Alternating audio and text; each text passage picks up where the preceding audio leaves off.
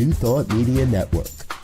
We are a global broadcast network of positive music, media, and entertainment, inspiring humanity's evolution along the journey of enlightenment and creating a world of love, peace, empowerment, and prosperity for all. New Thought Media Network. Positively inspiring.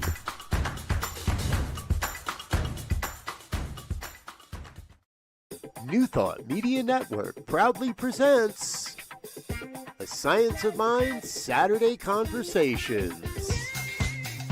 Learn more about the Science of Mind philosophy, faith, and way of life.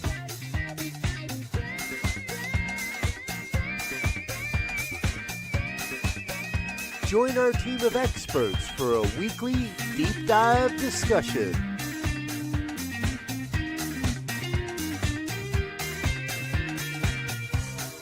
Come study the science of mind, chapter by chapter, and resources from the Science of Mind archives. Plan to join us every Saturday, 9 a.m. Mountain Time, only on the New Thought Media Network. Good morning, everybody. It's morning here, and whenever you're watching this, it is still a great morning, whatever time you might be in, because every time we take a breath, it's a newness that floods through our physical body and our consciousness. So here we are. So welcome. And today I have the opportunity to talk about immortality. And in 5 years, I think this is the first time that I've been assigned this chapter. And, well, not assigned. We sign up for the chapters that we do, but this is the first time I've done this one.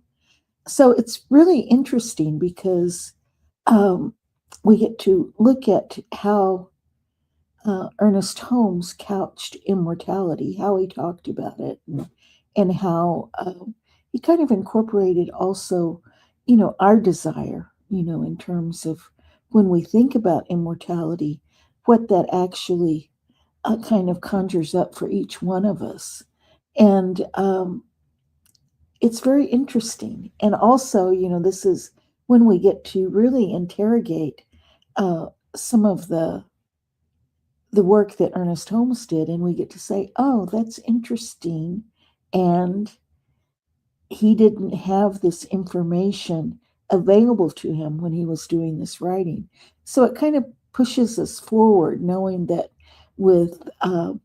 as we gain knowledge, as we gain different experiences, we're able to incorporate it into our teachings and kind of open them up a little bit more. And, one thing that I love about Ernest Holmes is not only was he very well versed in his study in his book learning, he was also an intuitive thinker. So a lot of the things that he talks about, I think that he was intuitively aligned with the things that were uncovered after him. And that may be said for all the great thinkers, that there's something that's just beyond, but a little bit beyond the grasp of what they're doing right then, or maybe outside of the language that is available to them at that moment. So, we all find ourselves in that situation, that the language that we are using is inadequate to describe what we are moving toward and trying to explain. And it's especially true when we're talking about these kinds of ideas about spirituality and immortality and, all of the different things that we look at in metaphysics. So we're looking at things that are beyond the material. And we're very, as time beings, I like to call us time beings, we're here right now doing what we do. We do have limitations. So this chapter on immortality is very, very interesting. And he starts off by, kind of giving us a definition of immortality and the ways that we kind of look at it. And these are part of our desire, right? What we want when we think about immortality and going beyond this particular life. And, he writes that immortality means that we shall persist after the experience of physical death. So that's pretty straightforward, right? And retaining, this is when he gets more into it, retaining a full recognition of ourselves and having the ability to recognize others. And he says, he kind of qualifies this, he says, if our full capacities go with us beyond the grave, we must be able to think consciously, to will, to know, and to be known, to communicate, and to receive communications. So this is not an atomizing the material that we're made of, right? This is what is consciousness. What do we take with us from this experience of life? And for him, he's telling us that we this is what we think of as immortality. And to continue as a self-conscious personality beyond this life, he can only do so if he maintains a continuous stream of the same consciousness and self-knowingness that he now possesses. So this is interesting because, this makes sense. We are open to consciousness. Uh, Probably, I think most of us are at a point where we're open to consciousness because we're here. There's those of us who are in line with Source in such a way that we have this continuous stream that opens us up toward enlightenment or enlightenment. And this is what he's talking about. This is a continuous stream of the same consciousness. So that consciousness, if it is one, then of course it is continuous. There's no break in it. It's there. It is a part of this particular Victoria and her experiences are a part of that same consciousness that continues. And we have a personal identity. And again, this is interesting, because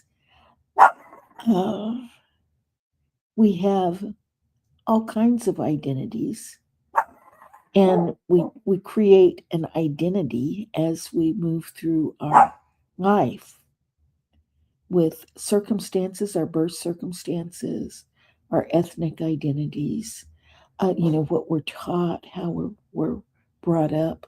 All of those things go into creating, and our social standing, everything around us helps us establish an identity as who we are.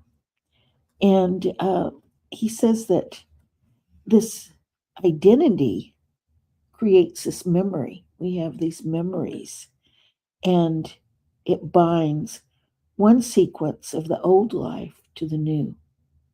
And I think that's interesting. Ernest Holmes is not talking about reincarnation here in terms of being reincarnated as a human being on this plane. That's not what he's talking about. And this is why I think it's very intuitive and interesting, because one of the ways that we think about immortality is through reincarnation, that we come back into this plane, this life, and we move forward from here again, starting over. And kind of the thing that Ernest Holmes used to say is that he wasn't that keen on going back to the diaper stage. and starting over as again on this plane. So this is different. What he's talking about is not reincarnation in the way that we think about it. And so he's exploring this. And again, this is what I love about Ernest Holmes, is that he is willing to explore using the tools at hand and the language at hand and the knowledge that he has at hand. And he says that we have this memory, that memory goes on, that the past is not cut off, that it continues, and it doesn't destroy the logical sequence of the personality. So this personality, this kind of individual expression of God, continues. And I guess we could try to unpack what personality is, but let's just say that that's that unique expression of God that we are, that facet of the God stuff that we are, the God consciousness that we are. And he says, because we remember, it guarantees personality. And, it's always interesting to me that Ernest Holmes always likes to analyze things, cut it up. Let's look at it and see where we can find where this is. Where is it? Where's the personality? What does it look like? And how does it remember? All of those things. Great questions. Awesome questions. And, what he comes down to is there's this knower, the knower within. And that is, that's a huge one. And he puts this, he capitalizes the knower, as kind of this template, right? In a way, that our personality goes on as the knower. He says that we have all of this that we bring forward with us, everything that has gone before.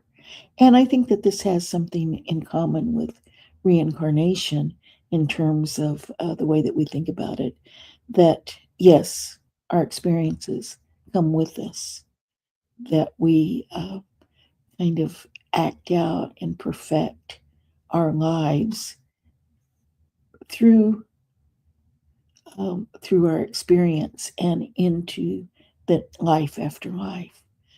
So we're making a distinction here, though, between kind of the popular imagination around reincarnation and what Ernest Holmes is talking about. And we know that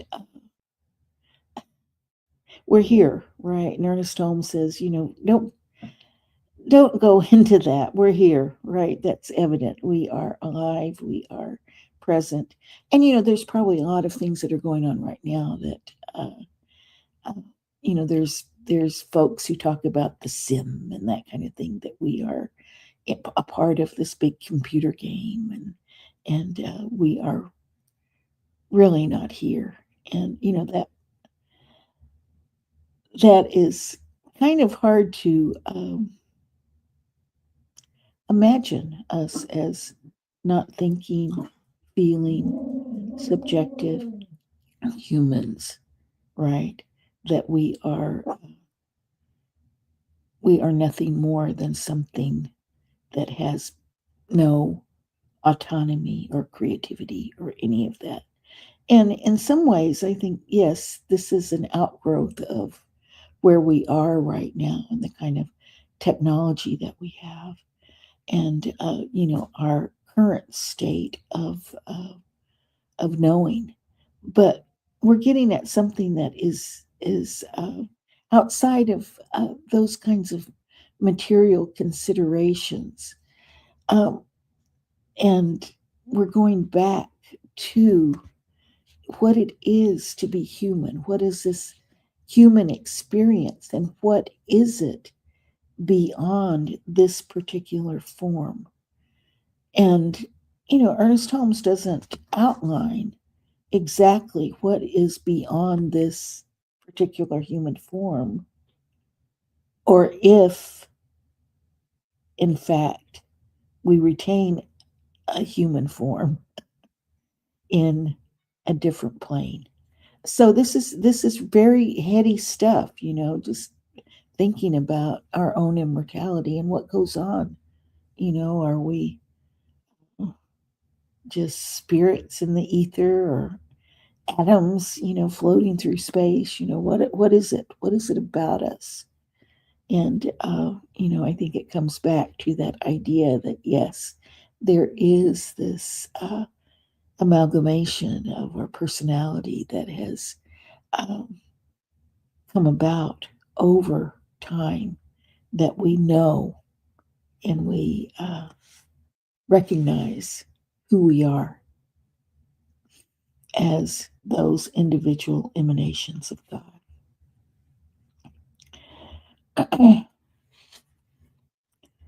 So he says that he's not interested in why or why we are, or in as in what we are. And yeah, what are we?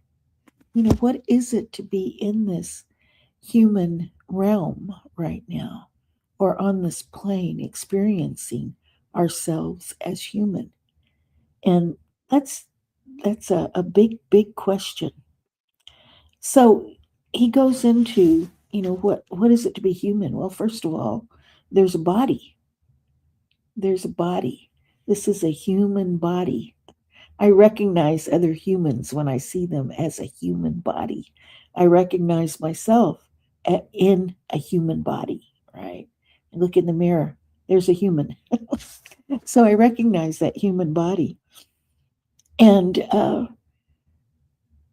we can imagine, our forebears, thousands and thousands of years ago, as we have evolved in these human bodies, coming to this consciousness that, oh, this is a body. There is me. There is this other that is related to me, and there is another who looks nothing like me. So we came into this consciousness probably little by little, because we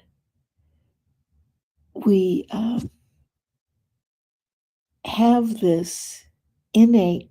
Well, this is the way that I would understand this.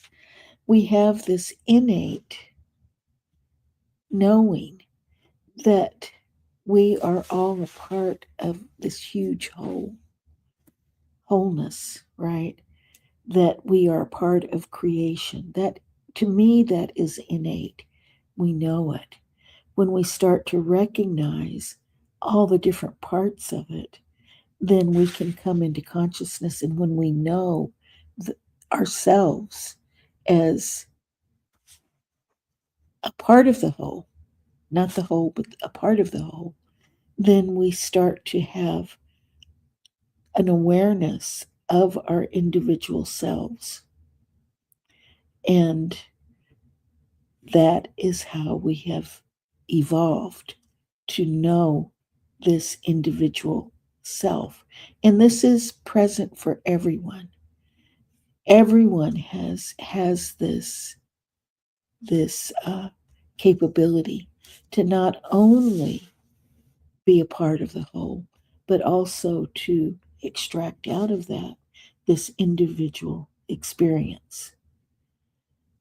So I don't think we can forget that we have that innate quality, that we are all connected, and yet we have this kind of power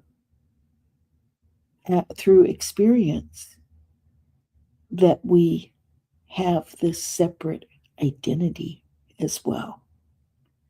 We're not only identified by a small group, we are individuals within that small group. So, this is what we're talking about in terms of coming into that realization in this body. So, this form and knowing this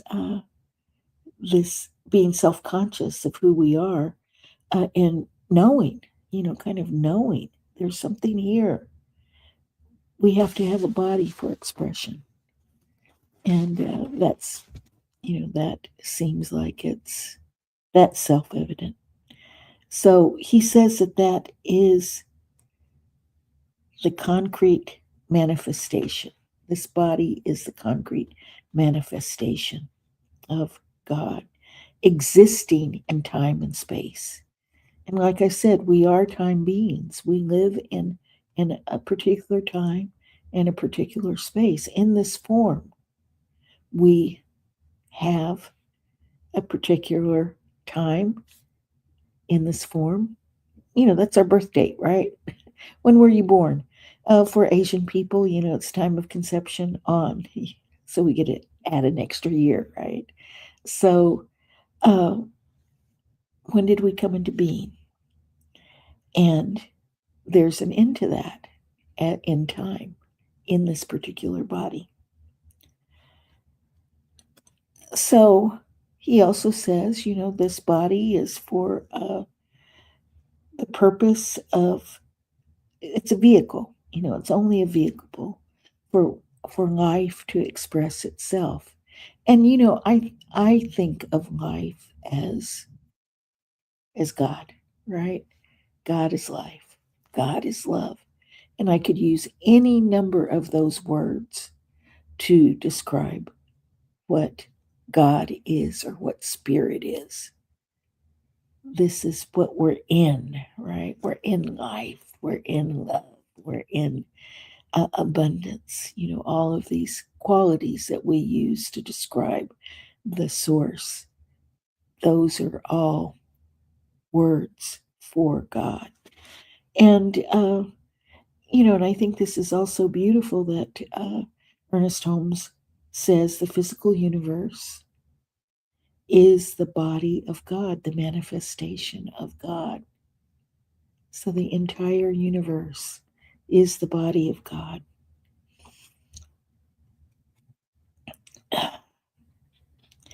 And he also says, kind of, he sets it off. While it may have a beginning and ends, of itself it neither begins nor ends. So while this body may have a beginning and end, itself, that which we are, has no beginning or end.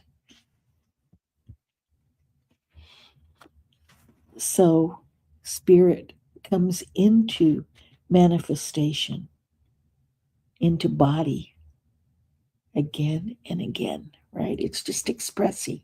It continues to express as life.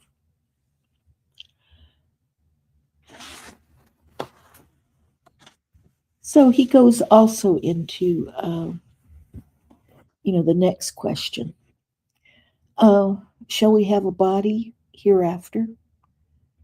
And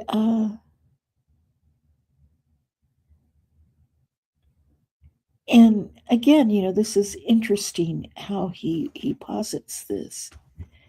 And he says, we know that we are, right?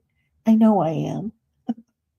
I know that, I see myself in the mirror. I see myself in my screen right now talking to you. So I know I am, right? And I also know,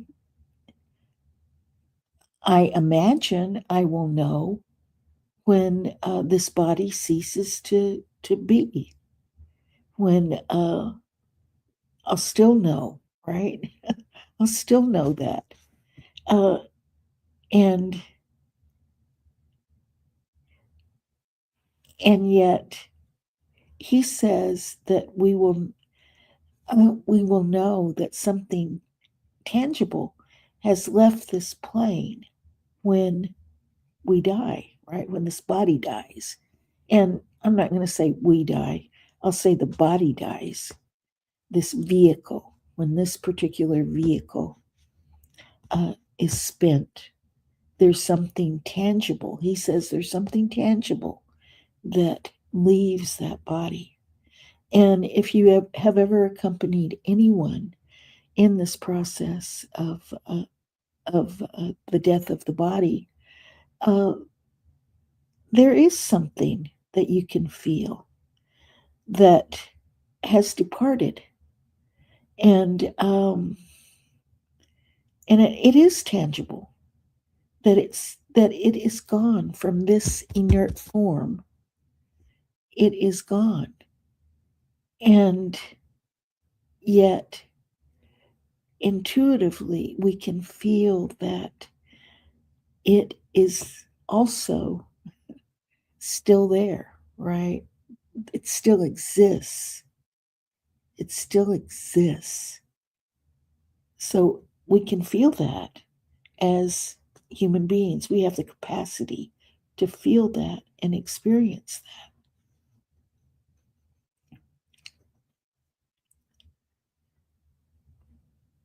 So if this personality has departed,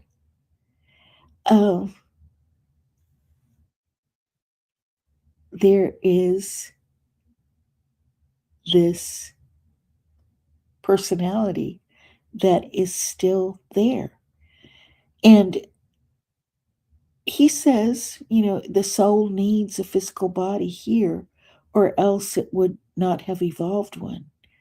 And when we pass from this plane, he says, shall we become spirits or shall we have tangible bodies? And he says, form is necessary to self-expression. And, for if we're thinking about source, right, spirit, we can say, yes, that is a part of the self-expression of God, that God needs to manifest all of these different things to to do what it does. It just is. It's constantly expressing and creating material manifestations of itself. And it is never depleted. It is immortal. It is never depleted. It continues to self-create. So he says that it is one of the first laws of consciousness to clothe itself in form. And let's just walk outside in the morning and take a look at all of the different forms that there are in this world. I mean, it's a delight. And it's also more than that. It is just this incredible,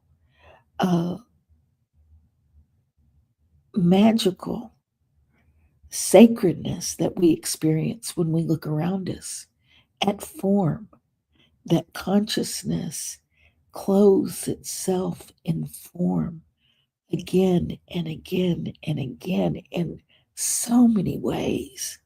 So many ways. And we're still exploring just in this world new forms of life that we've never seen. They're new to us. They may have existed, but they're new to us. We're finding them out. We're finding them in every locale. In the harshest of circumstances, we're finding life expressing itself in form. And all of that is a part of this wholeness in which we live. And he says it's reasonable to conclude that we'll still need a body after we have exhausted one body, this consciousness still needs another body to move into. And this is what he has in italics. If the soul can create and sustain a body here, there is no reason to deny its ability to create and sustain one hereafter. And he says, we're spirits now, as much as we ever shall be. And the laws of mind and spirit do not change with the passing of the physical body. But the question might be asked, from what substance would the soul create a new body? And this is where Ernest Holmes in this chapter starts talking about ether, right? And ether, was a term that kind of went out of fashion in the late, not out of fashion, but was um, found not to exist in the way that people thought it did, right? So I think in a way it turns into this. It turns into a metaphor, uh, grasping for how do we understand this? So he talks about ether. So there's this whole thing about ether that he goes into, and what is the stuff that we're made of? What is this? The soul creates this new body out of what?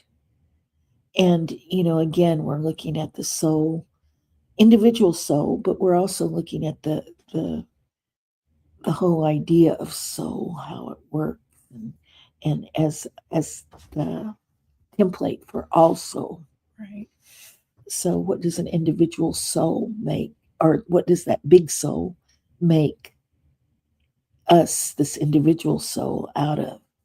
And so, there's different. We don't talk about ether anymore, and ether was a way of kind of looking at the stars, right? What is all that stuff out there? How do things come into being? How does it make, how does it coalesce to create all of the different forms that there are in the universe? So ether was just kind of looking at the heavens in ancient ways of looking at ether. And ether in and of itself maybe getting a new name now. Maybe it's dark matter. You know, science has different terms now for these different energies and different things that are important in um, creating everything that is here in our universe. And perhaps it's that. But at any rate, Ernest Holmes calls it ether. And we'd have to do more exploration, and we are doing more exploration in energy. What are these things? What are these energies? And what are these different particles from which we are formed? Where they're there because we are formed from them. And what is interesting, I think, as he talks about this, he says that the soul soars aloft. It is already within, and we may be certain that it will be a fit instrument for the future unfoldment of the soul, so this resurrection body. If this is true, and remembrance links events together in a continuous stream of consciousness and form, then the future body will resemble this one, except that it will be free from disease, old age, or whatever hinders a more complete flow of spirit. So again, that newness and this instrument that tunes us to life, tunes us to the Most High, aligns us with spirit so that the soul can evolve even more in the next body. So if we have a spiritual body now, we do have a spiritual body. You might call it a subtle body. You might put any number of names on it, but let's just call it as Ernest Holmes does, a spiritual body now. We don't get a different one when we die. We retain this one, whatever this subtle spiritual body might be. It continues. It is still here. It is still an energy. And we know that energy is never lost. Energy continues. And we may have outlived, he says, we may have outlived many physical bodies during this life. So we've already, so we're already immortal. We know that, right? We've outlived all of these physical bodies. And we don't, and I think this is where he is kind of in conversation with Christianity here. Christianity seems to have this, these different demarcations that that in order to be immortal, we have to die, right? Then we have this soul that goes on. He's kind of taking, interrogating that. What is this? What is this that we are resurrected in? We already have this immortality. And he says, and I think this is what's very, very, intriguing to me. If there are many planes of life and consciousness, as we firmly believe, perhaps we only die from one plane to another. This thought makes a strong appeal and seems reasonable. So, there's so many planes of existence. We can talk about dimensions, right? That is another way that we're looking at this now. Dimensions, there's other dimensions. And, if we look into kind of the popular culture now, that's been coming to the fore more and more, that we live in a multidimensional universe. And, there are television shows, series about people who live one life on one dimension, and then they visit another life, and that there's a body there that looks exactly like them, and it's having a different experience, and on and on and on. And it's like going through a doorway here, there, and the other, the way that it's imagined. And this is sort of what Ernest Holmes is suggesting, that there are so many planes of existence. We're already existing on multiple planes. We're already carrying out life. And this is just a movement of this energy to another plane of existence. And, he says, and this is what I also love. I do not think that consciousness is located in the brain, right? I am not a materialist in that way. I think that our brain allows us to experience something in this body, but I do not think that our consciousness is all made up from all these neurons and everything. And, we can look at people who've had terrible strokes, and something happens when they should not be able to do what they're doing, and yet consciousness allows them to do it. And so I really am not a proponent of, just the strict idea that the brain is all there is. No, consciousness is all there is. And consciousness is located individually in me right now, right? But it's beyond also this body. And we also know that there's animals that think. They have things that think in different parts of their body. So it's not all located in the brain. And we're learning more and more about that in terms of experimentation and consciousness studies, right? And, I think this will be a debate that continues, but, I'm firmly in the camp that no, The brain is not all there is. There is something that is so much more. It's that sacredness of life. And what Ernest Holmes calls it is the thinker or the knower. Uh, but he says that, the brain in and of itself doesn't have the power to think or feel.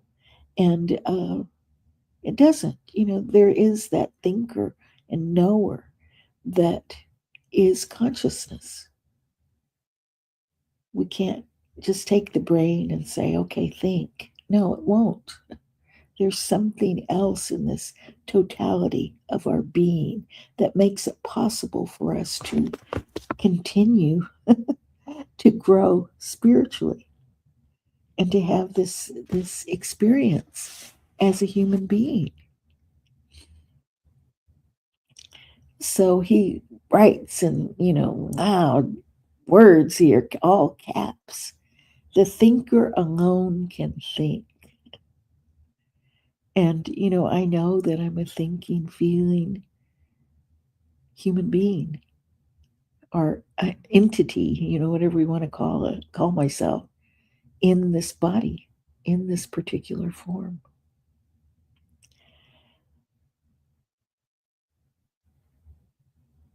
And, I think this is where Ernest Holmes differs from Buddhist thought, because he says to know that we maintain an identity independent of the physical body is proof enough of immortality. And I think we would have to have more discussion about what is this identity that he's talking about. Um, and, what is it that the Buddhists think? They always remind us that, not to be attached to this particular identity. And, and I think that's a good admonition, especially if we're thinking about existing in different dimensions or in different planes, right? If we're thinking of that, then of course, this particular identity is not all we are. There is so much more. So don't be too attached to it. You might have that experience of well, there may be things that there's something that I don't necessarily like to get into essences so much, but there is so much that is beyond this identity that has been uh, subject to our particular circumstances in this life. So, identity, as I mentioned at the very beginning, comes from all of those kinds of things that we have been uh, experiencing or subject to in the world. So that's an identity. And I think maybe what he's talking about identity is this particular thing that we are, that's beyond that. It's kind of more seeking to know more, seeking to know more. It is not set. It's not set. It is malleable.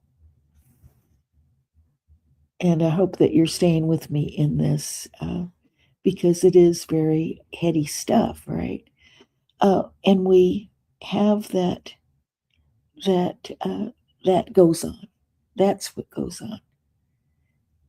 That malleable stuff that can continue to grow and change and even transform continues.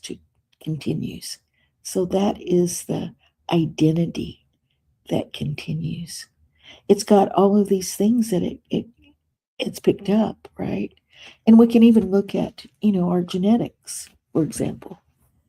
I am not I'm not my great great great great great great grandmother, but I do have those things encoded in my genes that she was.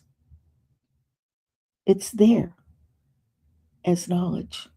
So it's kind of gives us an inkling about what this metaphysical beyond the body stuff is. That's what's going on. This is going forward into the next life. Oh my goodness.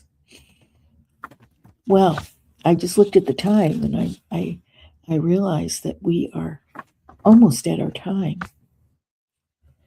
And, one of the things that he talks about too, and I like this also, and I'm going to end with this, is, and I think, this is in conversation or dialogue with Christian beliefs, right?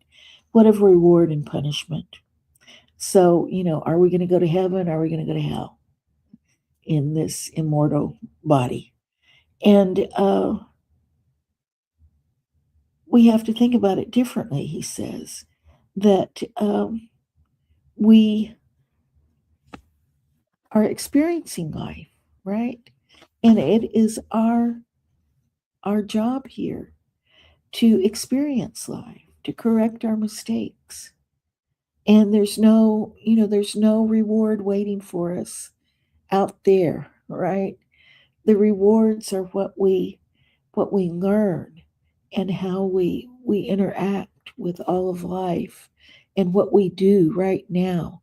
That's the reward. The punishment is when we make mistakes, we feel it. It's not something that's happening from outside of us. We're not being punished. We are punishing ourselves. We're creating both our reward and our punishment here. We're not going to wait until we die and go to this eternal reward for being good people, right? We're in this dynamic right now. We're in the process of becoming all the time, becoming more.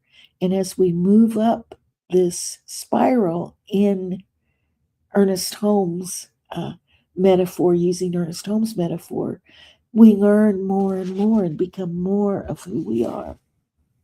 So there is this great optimism here.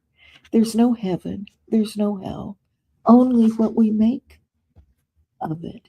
This knower has that capability of creating heaven right here, right now, no matter what plane we're on.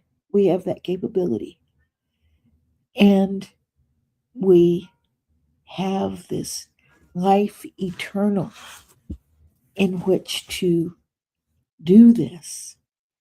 And, he doesn't go into, what is the end game here or anything. But we're not, but what he does say is we're not preparing to die. This little life here, which is also a very big life. We're learning.